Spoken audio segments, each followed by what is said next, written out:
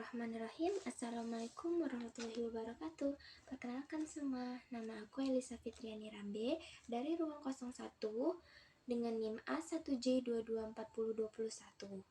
Hari ini saya akan menjelaskan semantik yang merupakan cabang ilmu linguistik yang mempelajari makna dalam bahasa. Nah, yang akan saya bahas adalah tentang sejarah semantik, objek kajiannya, serta konsep dasar pada semantik tersebut.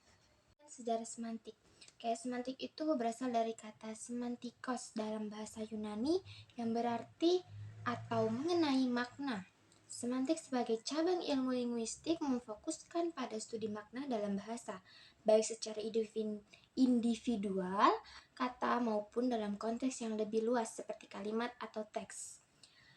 Menurut Ferdinand de Saussure dianggap sebagai tokoh penting dalam perkembangan linguistik modern yang memperkenalkan konsep tentang hubungan antara tanda dan makna yang melalui tanda linguistik yang terdiri dari signifier, bunyi atau kata, dan signified, makna yang dimaksudkan. Oke, lanjut ke perkembangan sejarah semantik.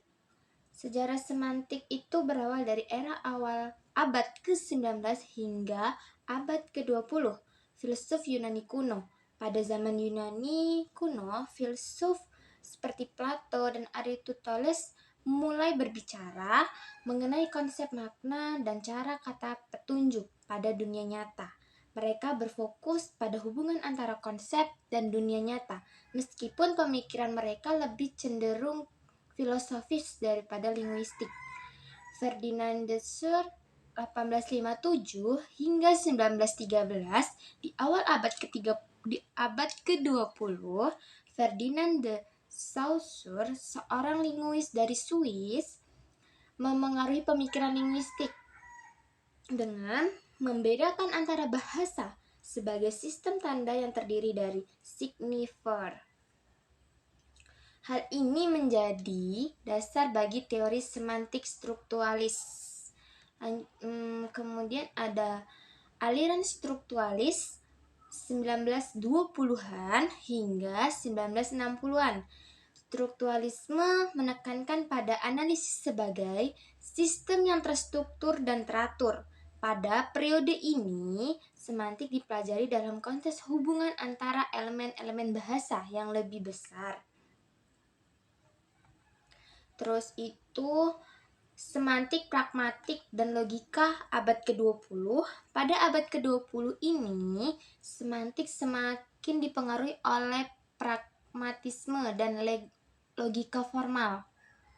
Charles Peirce dan John Dewey, tokoh pragmatis, menekankan bahwa makna sangat tergantung pada konteks penggunaan dan tujuan komunikasi. Terus itu semantik generatif transformasional pada tahun 1950-an hingga 1970-an. Noam Chomsky, seorang ahli bahasa terkenal, memperkenalkan teori generatif yang memandang bahasa sebagai sistem yang terstruktur dan tersusun aturan-aturan sintaksis. Meskipun teori ini berfokus pada sintaksis, semantik juga menjadi bagian penting dalam pengembangan teori ini. Kemudian itu ada semantik kognitif dan konstektual pada tahun 1970-an hingga kini. Pada akhir abad ke-20, semantik mulai berfokus pada hubungan bahasa dan kognisi manusia yang dikenal dengan semantik kognitif. Georgy Lakoff adalah tokoh utama yang memperkenalkan ide bahwa makna bahasa berakar pada pengalaman manusia dan konsep-konsep kognitif yang lebih dalam, seperti metafora dan kategori. Kemudian ada semantik dalam era kontemporer. Semantik ini melibatkan berbagai pendekatan, termasuk semantik diskursif yang meneliti makna dalam konteks percakapan dan teks yang lebih luas. Teori relevansi yang dikembangkan oleh Dan Sperber dan Deirdre Wilson menekankan bagaimana manusia menggunakan prinsip relevansi untuk menginterpretasikan makna dalam komunikasi sehari-hari. Dan pentingnya sejarah semantik dalam bahasa, yaitu semantik telah memainkan peran penting dalam memahami bagaimana manusia menghubungkan kata dengan dunia nyata, bagaimana bahasa menciptakan makna, dan bagaimana makna itu bisa berubah tergantung pada konteksnya. Sejarah semantik menunjukkan perkembangan cara kita berpikir tentang bahasa, dari sekedar penghubung antar kata dan dunia hingga pengalaman yang lebih kompleks tentang bagaimana makna terbentuk dalam komunikasi sosial. Lanjut tentang konsep dasar semantik. Semantik adalah cabang linguistik yang mempelajari makna yang terkandung dalam bahasa. Fokus utama semantik ialah bagaimana makna itu dikonstruksikan, ditafsirkan, dan digunakan dalam komunikasi. Semantik membahas makna, kata, frasa, kalimat, dan teks, serta hubungan antar makna. Jenis-jenis makna dan semantik itu ada makna denotatif atau denotasi. Makna dasar atau literal dari sebuah kata bagaimana tercantum dalam kamus, tidak dipengaruhi oleh emosi atau opini pribadi. Contohnya, kata anjing secara denotatif berarti sejenis binatang mamalia yang biasa dipelihara. Kedua, ada makna konotatif atau konotasi. Makna yang bersifat tambahan atau emosional atau asosiasi budaya, tergantung pada konteks sosial dan pengalaman individu. Contohnya kata anjing tadi memiliki konotasi kasar atau penghinaan tergantung konteks budayanya. Kemudian ada hubungan makna atau relasi semantik. Synonimi itu dua kata atau lebih yang memiliki makna yang mirip atau sama. Contoh besar kata samanya adalah luas. Kedua ada antonimi, itu dua kata yang memiliki makna berlawanan. Jenis-jenis antonimi itu gradable, besar, lawan katanya kecil. Terus binary, hidup, lawan katanya mati. Terus relasional, membeli, lawan katanya menjual, gitu. Henominimi, yaitu dua kata yang bentuknya sama dalam ejaan atau ucapan tetapi maknanya berbeda, gitu.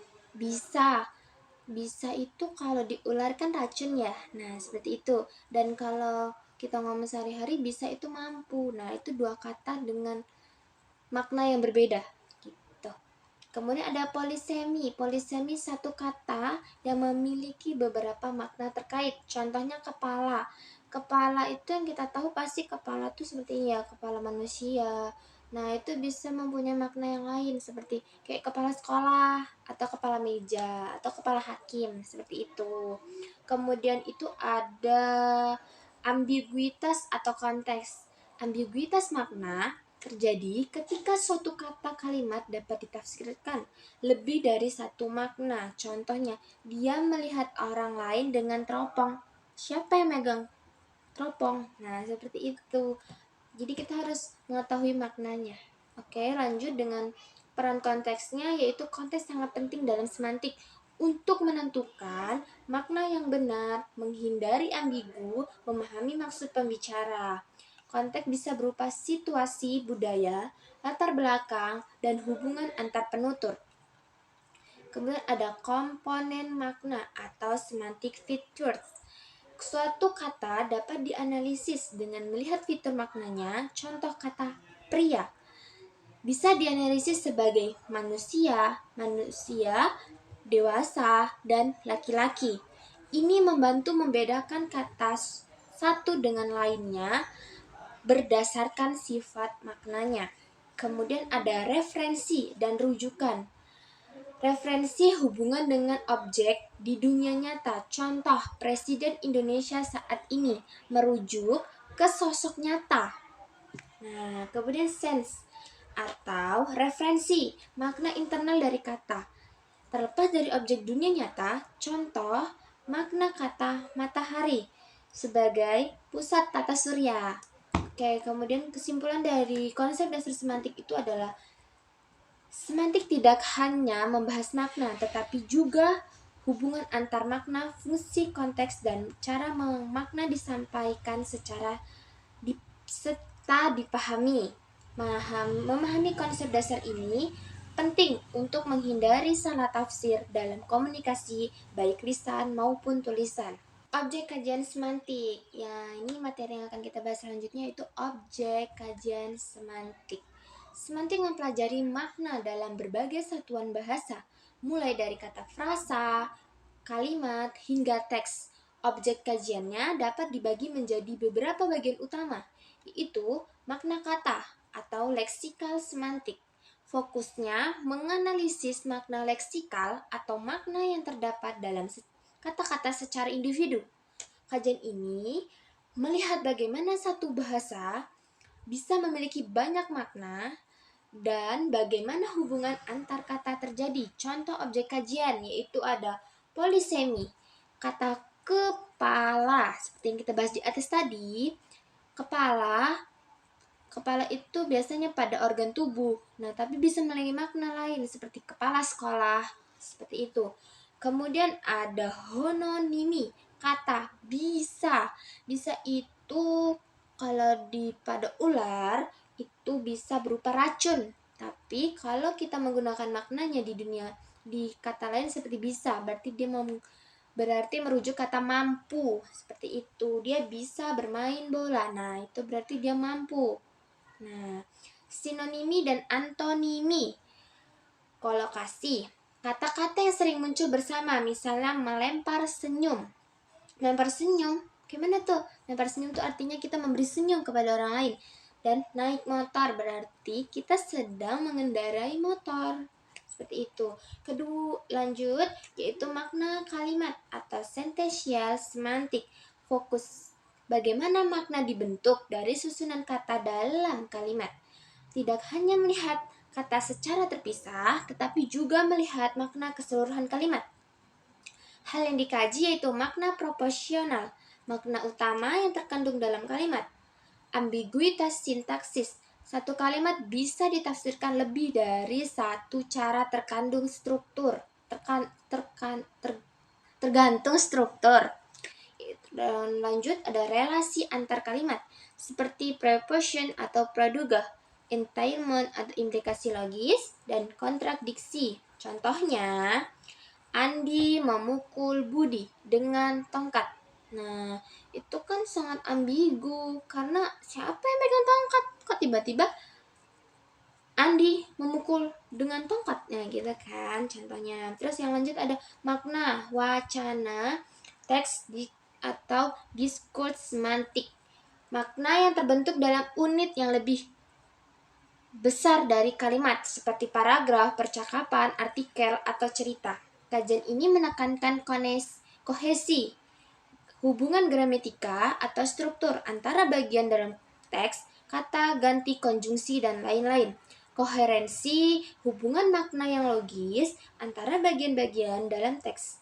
Kemudian ada topik dan alur makna. Bagaimana tema berkembang dari awal hingga akhir.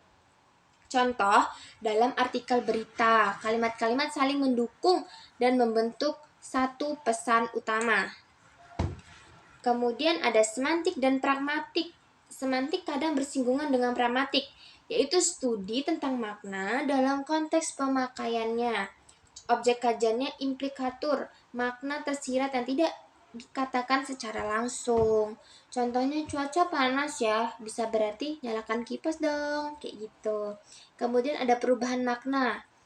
Perubahan makna, kajian tentang bagaimana kata bisa berubah seiring waktu karena perkembangan budaya, sosial, dan teknologi. Terus ada kesimpulan objek kajian semantik yaitu Semantik tidak hanya membahas kata-kata individual, tetapi juga makna kalimat, makna dalam wacana, makna dalam konteks, makna perubahan makna dari waktu ke waktu. Dengan kata lain, semantik menjawab bagaimana bahasa bermakna dalam segala tingkatannya. Seperti itu. Oke, selanjutnya kita akan masuk ke dalam kesimpulan materi semantik, yaitu semantik adalah cabang ilmu linguistik yang mempelajari bagaimana bahasa secara leksikal, struktural, maupun kontekstual. Dalam sejarahnya, semantik telah berkembang dari kajian filsafat klasik di masa Yunani kuno melalui pendekatan strukturalis, logika formal hingga pendekatan kognitif dan pragmatik yang lebih modern. Konsep dasar semantik mencakup pemahaman jenis-jenis makna, hubungan makna, sinonimi, antonimi, hononimi, dan polisemi, serta pentingnya konteks dalam membentuk makna yang tepat. Objek kajian semantik meliputi makna kata, makna kalimat, makna dalam wacana, makna dalam konteks komunikasi, dan perubahan makna dari waktu ke waktu. Intinya, semantik membantu kita memahami cara kerja makna dalam bahasa, sehingga kita dapat berkomunikasi lebih tepat, efektif, dan memahami makna yang tersirat maupun tersurat dalam setiap tuturan. Demikianlah presentasi saya mengenai sejarah semantik, objek dasar semantik, dan objek kajian semantik. Semoga materi ini dapat memberikan gambaran yang jelas tentang bagaimana bahasa memiliki makna yang kompleks dan menarik untuk dipelajari. Terima kasih atas perhatian dan waktunya. Jika ada pertanyaan atau tanggapan, saya sangat terbuka untuk diskusi selanjutnya. Wassalamualaikum warahmatullahi wabarakatuh. Salam hangat dan sampai jumpa di bab pembahasan selanjutnya.